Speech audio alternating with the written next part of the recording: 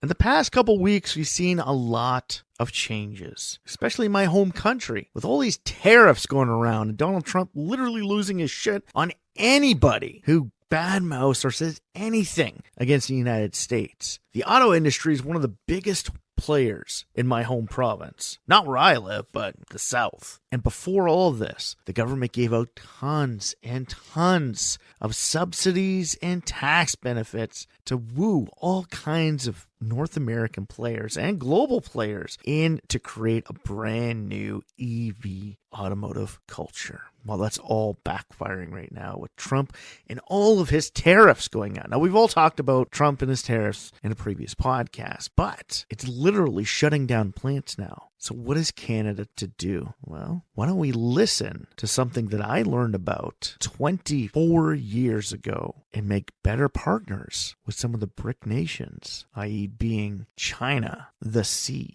Yes, Canada versus China. We've been at war for quite a while, but maybe it's time to look at the other side of the field.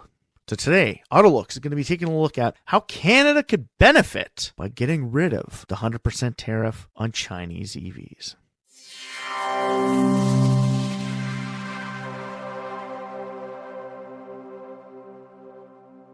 Welcome back to the AutoLooks podcast. I am your host, as always, the doctor to the automotive industry, Mr. Everett J, coming to you from our host website at autolooks.net. If you haven't been there, stop by, check it out, read some of the reviews, check out some of the ratings, go to the Corporate Links website page. Big or small, we have them all. Car companies from around the globe, all available on one dedicated location. That is the AutoLooks.net website. The AutoLooks podcast is brought to you by Ecom Entertainment Group and distributed by podbeam.com. If you'd like to get in touch with us, send us an email over at email@autolooks.net. So like I said in the beginning, Canada versus China. Yeah, you might think of it, that's kind of a weird combination. Sure, we're the second largest landmass for a country in the world, and we hold, well, what is that? Between 30% of the fresh water on the globe. But like China, we also have rare earth minerals and a growing economy. And now, with our best friend literally beating the living shit out of us, i.e. Donald Trump in the United States, Canada needs to figure something out. Most of my life, well, let's say all of my life up until now, Canada's largest trading partner has been the United States, with over 85% of our trade dealing with the United States and the 15% being everywhere else in the world. Now, like I said in the intro, something I learned about 24 years ago. I took a course when I started college called Canada and World Affairs, and I learned all about that. Sure, 24 years ago, we had 85% of our trade with the United States. At that point in time, China was starting to allow capitalist ideology within their markets. Same with Brazil. And the amount of population they had,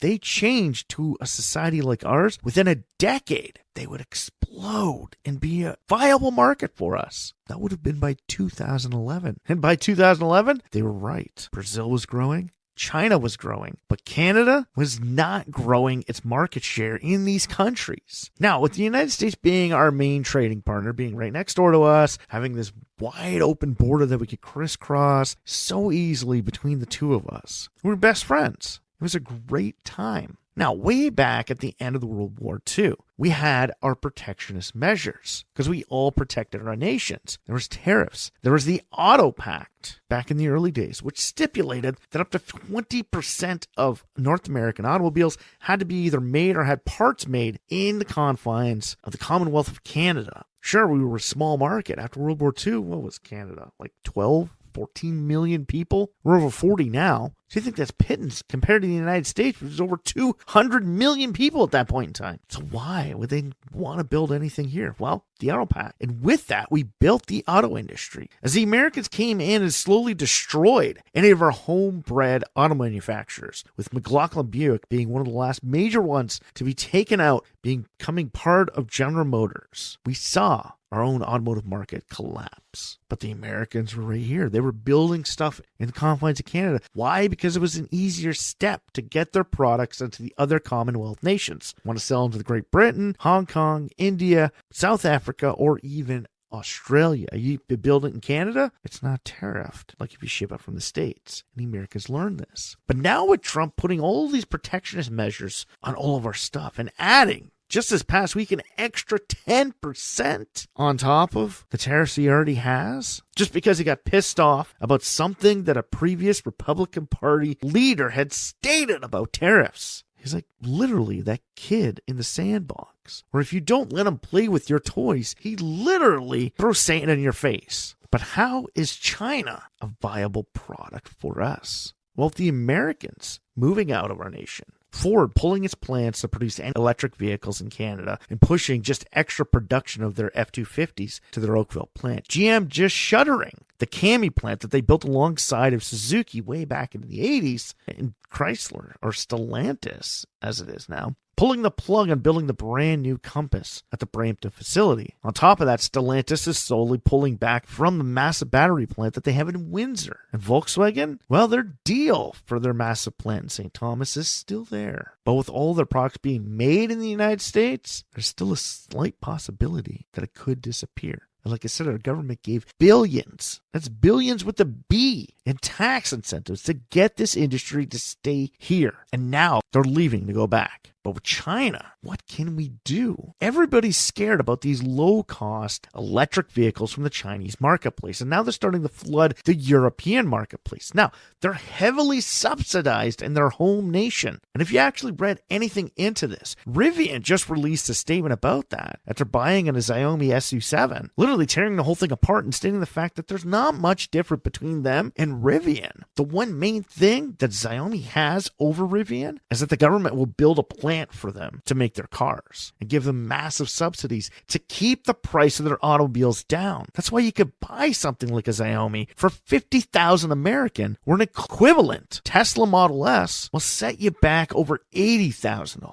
They could build them cheaper thanks to their government, and their economy is booming because of it. So how does that play in to Canada losing American production on our nation? Well, currently we have a 100% tariff on Chinese EVs. Now, China has also put a reciprocal tariff on canola and agricultural products, pork from Canada. So our farmers are hurting. Pull that back to the standard 10% that existed previously when companies like BID, FAW, Chang, GAC, and even Geely were looking at manufacturing stuff in Canada. By dropping that, you can open up the floodgates to their products, making more competition available in a country of Canada. But if we're going to do this, we have to do it right. Okay? You can't just say, okay, we're getting rid of all the tariffs, we're going to let you in. And then they're just going to manufacture everything in China and ship it over here. Kind of like they do with Temu. And they managed to get under that, $800 package thing in the United States until a little while ago. Those are one of the few things that I actually did agree with. Because by getting rid of that, you're slowing the flow of those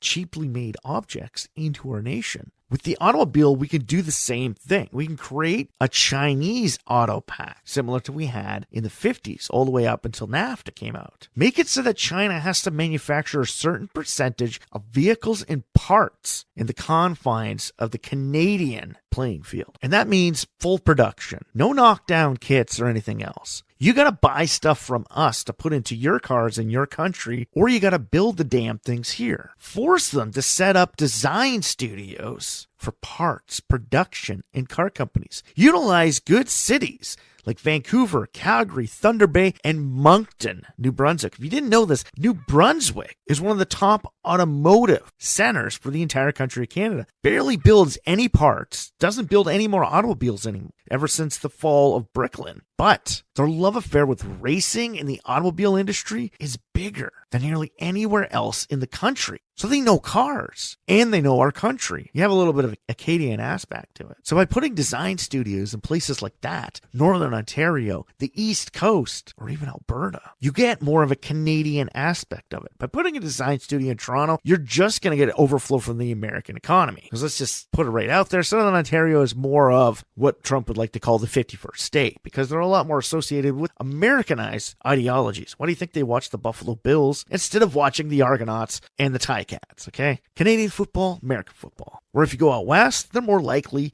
to watch Canadian football over American football. So let's give it to an area that's predominantly known for Canadian ideology. Ensure proper investments into Canadian infrastructure, manufacturing plants, design studios, parts manufacturers. And on top of that, they have to get materials from us, which means these car companies now need to invest into our mining, our forestry, our agriculture. If you didn't know this, Magna International, or Magna Steyr, as it's called in Europe, is headquartered in Aurora, Ontario. It's one of the biggest automotive part manufacturers in the world, and it's Canadian. Yeah, it goes right up against companies like Dana. But Magna makes Porsches. Where do you think they get their leather for those Porsches? They don't get them from Scandinavian countries. You think they get a little bit closer to like Finland where they build these vehicles? No. A lot of their leather actually comes from areas in northern Ontario. Outside of Massey, Ontario, there was a large tract of land that was sold to the Magna International Corporation for cattle. And why? Because our colder climates made the hides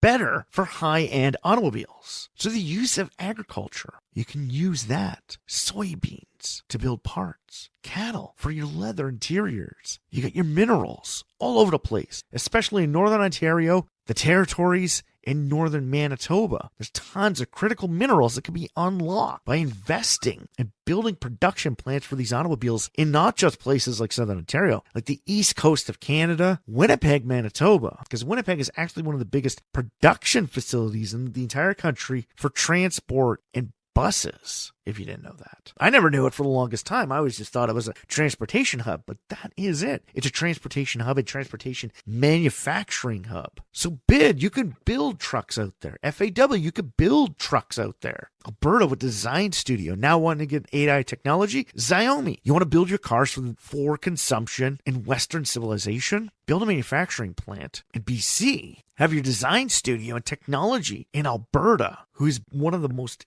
heavily invested areas right now for AI data centers. Nearly $30 billion. And as of right now, they have enough projects on paper that they would need to double the entire power supply of the whole province for these centers. So companies like Xiaomi and Huawei, who are big in the technology and want to build cars for Western consumption, Alberta is the place that would understand this. Saskatchewan loves to build stuff. They know mining. Hell, it's one of the biggest places in the world for potash. You can utilize all of this to help build it. But what Canada also has to do is develop trade agreements with Central and South America and Europe. Europe is fighting to get all these Chinese manufacturing plants as well. But Canada has ties with European countries. How about consider the long-lost sibling of the European Union? We tried to join it, but we probably won't get in, but we're still considered the long-lost sibling, especially the UK. So for us, it's easier to get into those places. If you build it in our country, you get all the stuff and you could ship those products over there. You can utilize the best of the European mixed with the best of Canadian. Canada has a massive automotive industry. And if you've listened to some of our previous podcasts, 1 out of every 8 jobs in the province of Ontario is tied to the auto industry. Nationwide, that's almost double, but still, at one point in time, Canada was the 3rd largest automotive producing nation in the world. We're no longer in the top 3, but we still break the top 10 for a country that doesn't even have its own car company. So allowing the Chinese to come in and build their cars in our nation by removing these tariffs, but adding an Auto Pact, releasing ownership of those companies towards the government of Canada and Canadian investors, so we still own a part of what's being built or supplied in our nation as well. We can bring this here without it even being part of our nation. When you're building your cars, ensure that 90% of the steel comes from Canada. And after you produce all these vehicles, like we said, get free trade agreements. Canada and Mexico are working on their own. Canada and Brazil should be fighting it out as well, just like we are with the European Union, just like we're trying to the Asian nations. If you could build it here and ship it to South America, with massive infrastructure projects being put out by Carney's Liberal government right now in Canada, and massive expansions heading for his first phase, the Port of Montreal, and the second phase is going to be having the Port of Churchill, Manitoba, and the Port of Vancouver. Hell, they want to push through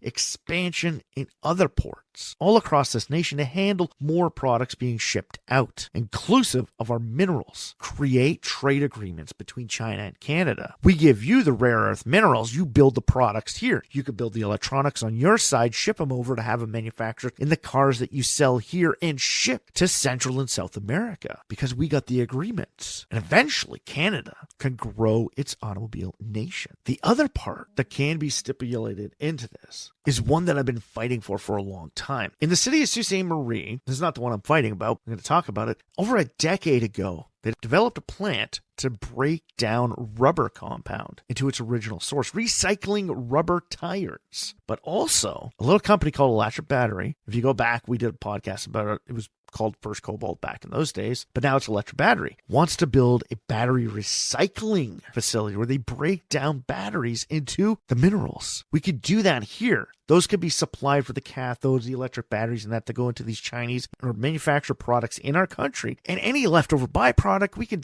seal a deal with China stating the fact that they get 20% rights of those minerals to ship back to their own country. Develop these deals. We could save so much. Set up a softwood lumber. Allow them to get lumber from us in exchange for technology and automotive production. This can help spur massive growth. Put right placement in fact. You can create more manufacturing to take place no further than 3 hours from the material mined, recycled, or refined. Used to spur growth outside of the GTA and St. Lawrence area. These parts and everything can be used to benefit other areas of the country. But my biggest deal that we really need to make, on top of these car companies being able to own portions of the mines where they get their minerals, which are produced, essentially mined, milled, and refined in the confines of the Canadian country, and then manufactured into final products, into the automobiles, to help either boost production volumes that they need for the Chinese marketplace or for global marketplaces. We can help boost manufacturing, mining, agriculture in our country by allowing what's soon to be the world's largest economy. They are fighting it out with the United States all the time. The U.S. can fight it out constantly, become the biggest market in the world, but with the population in both India and China well surpassing what's in the United States, when both of those markets start getting to the same point as ours, they're going to be massive. India has protectionist measures where they try and get everything manufactured in their country. Reason why that a lot of Chinese manufacturers haven't entered the Indian marketplace is because they're like the United States. You have to set up all these production facilities and you don't get anything else. Well, they want to put them there, but then a lot of these other countries in the world don't have deals with India, which means you manufacture it there, you manufacture it for their market only. You can't ship it back to China because there's tariffs. You can't ship it to the European Union because there's tariffs. Canada, with a multitude of different free trade agreements to many different countries, can help spur growth for these Chinese companies by utilizing everything we have to offer the globe. We have oil, we have rare earth minerals, we have textiles, and we have a manufacturing base. We can give them every single thing, which helps them open up their market share in Central America, in South America, the Caribbean. Hell, we can help them be a jumping point for the African marketplace, even though a lot of them are a lot of protectionist measures as well. See, by adding this and adding a percentage that the Canadian government owns of those, we're ensuring that we're going to make money off of it. Even if it's not made here, we're still making a percentage off. Well, they're still making a percentage off of what we make here for them. Everybody is winning. But one of the greatest things we can utilize this for is to build our own automotive company. If you haven't noticed already, there are a lot of makes out there that utilize Chinese products for their own homegrown product. Wally's Automotive, Chinese products. Exceed, Chinese products for a European marketplace. Sport Equip for Italy, Chinese products. DR, Chinese product. There's a lot of them out there that utilize Chinese-made product with their own logo and name on it. Well, if we all remember, that's how a lot of these car companies got their start. China's automobile industry was created with partnerships from other major automotive corporations. We tell these companies like BID, Geely, and GAC, the Canadian government will buy out the Cami plant from General Motors. It's now part of ours. Fuck off, GM. You can go back to your states, literally just take your damn vans with you. We own it, but we lease it out to BID to build automobiles for other markets. So we have our ownership in it. But along with that, we use it to create our own brands. Back in the day, the Cami plant, you had Geo in the States, but in Canada, we had Asuna. Now, I don't want to bring back the Asuna name. We can create our own. And if you really want to bring your own Canadian-born car company by utilizing Chinese products for our home market, you can use one of two. One, I'm putting it out there, my own perfectly registered and owned automotive corporation name, Aerodynamic Motor Vehicles Corporation, or Aero Cars. On top of that, there's also a project, if you've never heard of it, in Canada called Project Aero. Now, not spelt the same as mine. That's why I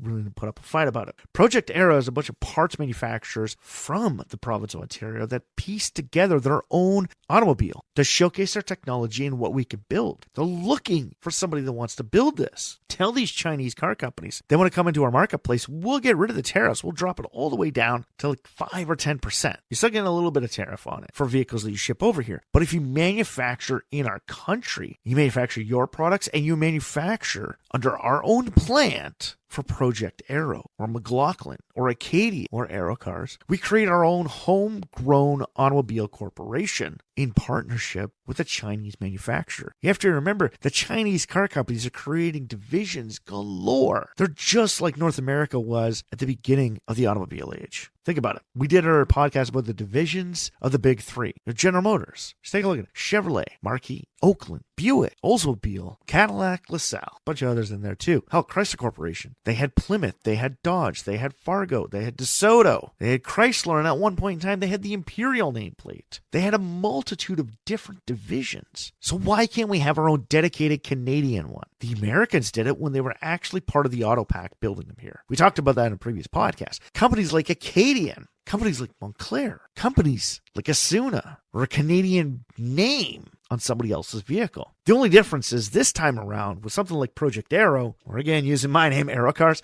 we retain ownership rights of a minimum 35%, kind of like Volkswagen. Nobody can own over 30% of Volkswagen because the government owns a large percentage of it to ensure that Volkswagen stays in the confines of Germany because it is the people's car. We do that with our car company. See, even if this Chinese company ever wants to leave, they can leave. But anything we developed or created together is still partnership rights with the Canadian manufacturer. We get our own car company out of the deal. Now, they can write in and state the fact that they can't sell these things in China. Okay, whatever. We would love to expand your market, but, you helped us build our own car company. Why do we need to, go and fight you out? It's the same reason why General Motors basically stopped Magna International again from buying the Opel Vauxhall brand because they were going to build a manufacturing facility outside of Aurelia, Ontario to make Opels for the North American marketplace. General Motors said no and cut the deal short. They had to pay a fine, but they literally cut the deal short because they didn't want to create more competition in the North American marketplace. Kind of like how Ford won't build the Volkswagen Amarok for the North American marketplace because it doesn't want to build competition for itself, even though it did before with the Mazda B series. Like, seriously, fuck off. Just give us the damn truck. So partnering up with mining companies, having Canadian ownership, having a Canadian brand, all these massive deals that Carney can actually take to China and state that we want to be partners. We don't want to fight anymore. We're tired of working with the cheese puff that lives below us. We literally want to work with you guys. Now, we still want to retain rights and we still have issues with some espionage, but, that happens in all kinds of different nations. It's been happening south of the border as well. But we need to come to a common ground to try and utilize this point in time to get a stranglehold on this. Because if that president ever gets forced out or, in 2028, he actually does leave, doesn't change the law to make it so he could stay forever, kind of like some of our prime ministers in this country. Trudeau. Yeah. But if they make a turn and they want to drop all their stuff and allow the Chinese to come into the marketplace, Canada already has all the manufacturing, already has every single thing the Americans want. All we can say to them is, fine, you want their cars, you can get a percentage of manufacturing of new plants. But the pre-existing plants, if you want them, we spearheaded a deal with China. We retain ownership rights. You can't take it away from us. Basically telling them, this is our trading partner now. If you want the products they have, you got to go through us. We basically make a fortress of Chinese automotive interest in Canada. Or when the Americans finally open their doors to it, they got to come knocking on our door to gain access to that fortress. By playing our cards right now, and I'm talking like right now, not like 2 years from now, right now in 2025, we're going to make a deal with them. We're going to make a deal with China, India, Brazil, South Korea, Australia, and the European Union. Because once they start cutting deals with the United States, we're just second fiddle. If we can cut the deals first, we're in there first, which means we hold the higher ground. Doesn't matter how much population you have. It just matters how many cards you hold in the tower. So in the end, do we need an actual trade deal with China? Yes, Canada does desperately need one because they have tons of products they want to manufacture on this side of the world. And they've already proven that by building tons of stuff in Mexico. Building a free trade agreement between Mexico and us, they can still build parts in Mexico and manufacture cars in here in Canada. Or the other way around. We sell our parts that go into Chinese-made products in Mexico. We create the China-Mexico-Canada Free Trade Agreement, or MCC. Or if you really want to go old school, you could go like an old bicycle manufacturer of Canada. You can call it the CCM. China, Canada, Mexico Free Trade Agreement. The CCM. Let's do it. Let's get off our asses and literally create this. Because once the behemoth below us cuts their deal, nobody's going to care about ours. We're smaller than the rest. But in all reality, we can hold more playing cards than they can. And that is the benefit of a Canada versus China deal. So if you like this podcast, please like, share, or comment about it on any of the major social feeds or streaming sites that you found the AutoLooks podcast on. Like, share, comment, do whatever you want. Hell, you want to send this to, your government officials and tell them, hey, this guy's bad-mouthing us. Oh, we better blacklist him. Go ahead and do that. Okay? Seriously, don't really care. Send it out to your friends, send it out to your family, send it out to your coworkers. Tell them about it and ask them. Maybe your home country. Maybe Mexico needs to make a better deal. Maybe you're from Brazil, you need to make a deal. Or maybe you're from one of our, Eastern population bases, like Germany, Finland, Spain, Pakistan, India, South Africa. We all know you got listeners listening into this podcast from all those nations. Maybe you guys need to work a deal just like ours that we're talking about. This can apply to any of your nations. You may not have as many cards as us, but find the card that's right and play it on the table. Because right now, the two largest economies battling it out, and whoever wins on the winning table for the next century is going to have more cards in their deck than the one that doesn't make it go. And after that, stop by the website, read some of the reviews, check out some of the ratings, go to the Corporate Links website page, big or small, we have them all. Car companies from around the globe, all available on one direct location. That is the AutoLooks.net Corporate Links website tab at the top of the page at AutoLooks.net. The AutoLooks podcast is brought to you by Ecom Entertainment Group and distributed by Podbeam.com. If you'd like to get in touch with us, send us an email over email at AutoLooks.net. So for myself, Everett J, the AutoLooks.net website, Ecom Entertainment Group, and Podbeam.com for getting us out and all those major streaming sites. Strap yourself in for this one fun, wild ride that the AutoLooks podcast and this trade deal is going to take you on.